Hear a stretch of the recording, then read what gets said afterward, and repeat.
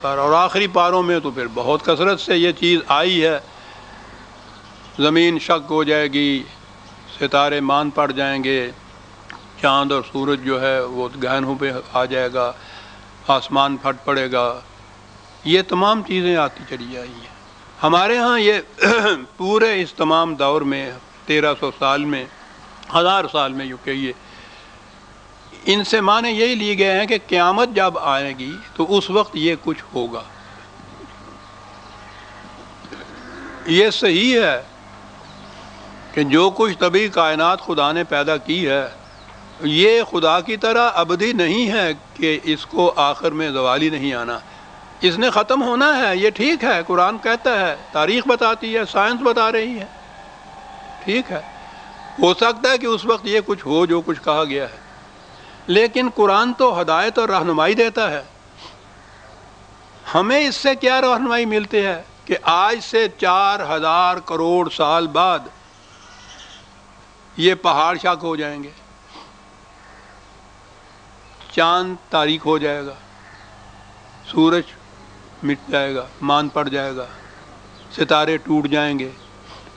ہمارے لیے اس میں آج کیا رہنمائی ہے؟ یہ تو جس وقت ہوگا اس زمانے کے انسان بھی کچھ نہیں کر سکیں گے۔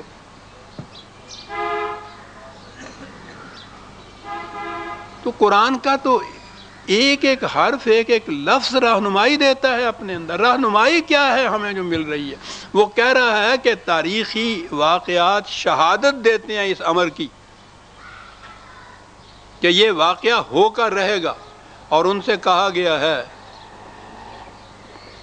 کہ اس وقت اور یہ چیزیں تو ہونی شروع ہو گئی تھیں اسی زمانے میں جو آخری دین کا غلبہ ہوا ہے، فتح مکہ یا اس کے ذرا بعد، تو اس زمانے میں یا اس کے بعد صدر اول میں جو نبی اکرم صلی اللہ علیہ وسلم، عہد صحابہ، ان تک وہ دور محتاط ہے۔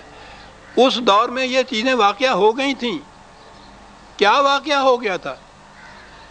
ان کے چھوٹی چھوٹی ریاستیں، یہ جو سرحدیں تھیں عرب کی اور روم کی اور ایران کی سرحدوں پہ چھوٹی چھوٹی ریاستیں تھیں، وہاں وہ آزاد تو تھیں، لیکن وہ جسے آپ خارجی پالیسی کہتے ہیں اس میں وہ اپنی ان سپر پاورز کے تابع چلتی تھی جن کے سرحد کے اوپر وہ واقع تھے۔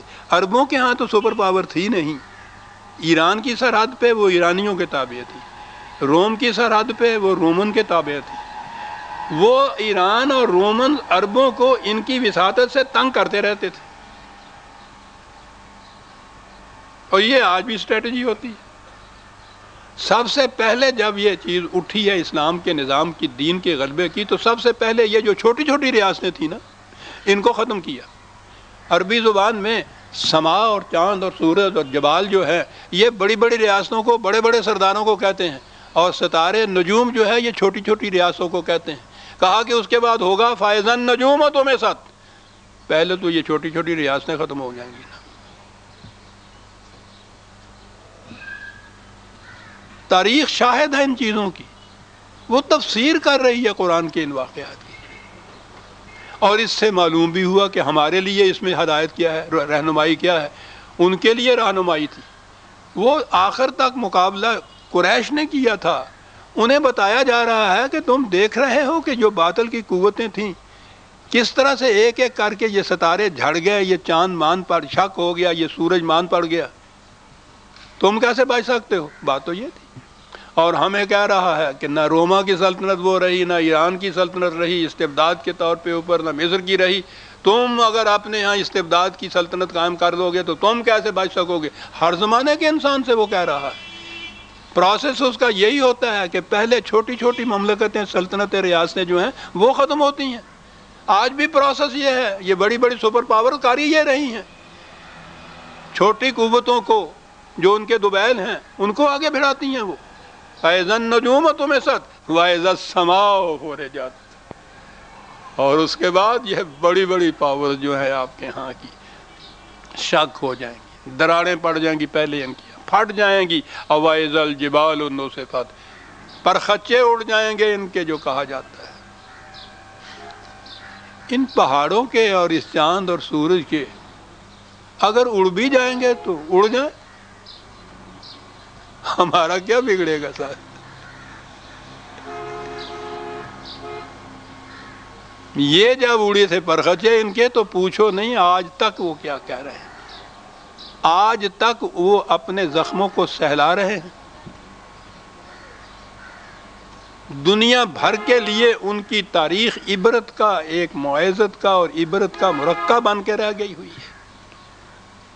ہسٹری آف پرشیا آپ دیکھیے گا، اور نہیں تو براؤنی کے لیے لے لیے، اور کئی ہسٹریز ہیں، ہسٹری آف رومن امپائر لے لیجیے آپ ابن کی، دیکھیے اس کے اندر وہ تاریخی نوشتیں نہیں ہیں، وہ لوگ ہیں جن کی نگاہ اس چیز پہ گئی کہ وہ سلطنتیں تباہ کیوں ہوئی تھیں، انہوں نے گنایا ہے کہ جسے قرآن نے باطل کہا ہے انہوں نے وہ نظام اپنے یہاں رائج کر رکھا تھا، اس لیے جب بھی عرب کے اندر جب حق کا نظام قائم ہوا ہے تو اس کے اثرات اتنے دور دور تک گئے تھے ناشرات نشرن کہ وہ متاثر ہو گئی تھی، وہ قومیں جو تھیں تباہی آ گئی ان قوموں کے اوپر، اور اس کے بعد جو قوم بھی اس قسم کا نظام قائم کرے گی وہی اس کا انجام ہوئے گا۔ معاف رکھیے، یہ سارا کچھ ہوگا، کب ہوگا؟ وَإِذَا الرُّسُلُ أُقِّتَتْ، جنہیں ہم بھیجتے ہیں ان کا پروگرام متعین کیا جائے گا، تم نے یہ کرنا ہے، تمہاری یہ ڈیوٹی ہے، تمہارے ذمے یہ ہے، یہ ایک نظام ہے فطرت کا، کائنات کا، خدا کا، یہ یوں ہی ہنگامی طور پہ نہیں یہ کچھ چل رہا، وہ تو ابھی تحقیق ہوگی، خدا کرے کہ جی چاہتا ہے کہ اپنی زندگی میں بھی دیکھو، قرآن نے کہا ہے کہ یہ زمین و آسمان جو اس گردش میں ہے وہ اس لیے ہے کہ کسی فرد کا کوئی عمل نتیجہ پیدا کیے بغیر نہ رہ جائے، بڑی چیز ہے۔ افراد تک ابھی ہماری نگاہ نہیں گئی، اقوام تک تو ہم دیکھ رہے ہیں کس طرح اقوام تباہ ہوتی ہیں، کس طرح اقوام غالب آتی ہیں۔ وَإِذَا الرُّسُلُ أُقِّتَتْ، پروگرام متعین کیا جاتا ہے، ان کو ڈیوٹیز لگائی جاتی ہیں، وقت مقرر کیا جاتا ہے۔ یہ آگے بات آتی ہے کہ یہ پھر پوچھتے ہیں لِأَيِّ يَوْمٍ أُجِّلَتْ، کہ پھر ہوتا کیوں نہیں ہے؟ وہی جو فریب کھاتا ہے انسان اس چیز سے کہ پھر وہ جلدی سے آتا کیوں نہیں ہے، وہ عذاب، وہ تباہی دیر کیوں ہو رہی ہے؟ یہ ہے قرآن کا، خدا کا قانون مکافات عمل، اور یہ ہے رحمت انسانوں کے لیے کہ وہ پہلے ہی جرم کے اوپر گلا نہیں گھونٹ دیتا۔ دو قوتیں انسان کے اندر کشمکش میں رہتی ہیں، مدافعت کی قوت، تخریبی قوت۔ بتاتے ہیں ہمیں یہ علم طب والے، یہ ڈاکٹرز، کے ہر سانس میں کروڑوں کی تعداد میں تباہ کرنے والے جراثیم اندر جاتے ہیں، اندر اگر وہ جراثیم ان سے زیادہ توانائی میں ہیں جو ان کو ہلاک کرتے ہیں تو وہ انہیں ہلاک کر دیتے ہیں اور غالب آ جاتے ہیں۔ اس طرح انسان زندہ رہتا ہے، اگر یہ غالب آ جاتے ہیں تو بیمار پڑ جاتا ہے، مسلسل یہ غالب آتے رہتے ہیں تو پھر ایک دن مر جاتا ہے۔ یہی قانون قوموں کی تاریخ میں بھی ہے، ان کی زندگی میں بھی پہلے ہی دن غلط عمل سے قوم تباہ نہیں ہو جاتی، لمبا عرصہ پڑتا ہے، اس کے لیے ڈھیل دیتا ہے جسے آپ کہتے ہیں۔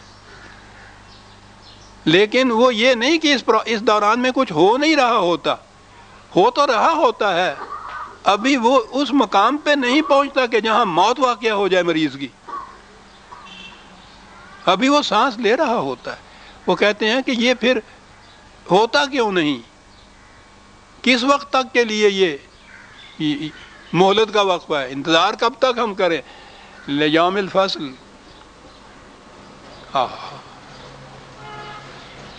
کہا کہ ابھی تو تمہیں وارن کیا جاتا ہے، تنذیر ہے، یہ آگاہ کیا جا رہا ہے، وہ دن فیصلے کا ہو جائے گا۔ پھر ایک لفظ ہے، فیصلے کا دن، اور جب فیصلہ ہو جاتا ہے تو پھر تو اس کے بعد واپسی کی گنجائش ہی نہیں رہتی، موت ہوتی ہے نا فیصلے کا دن۔ اس سے پہلے تو آخری سانس تک بھی ڈاکٹر ابھی امید والا ہوتا ہے، کچھ نہ کچھ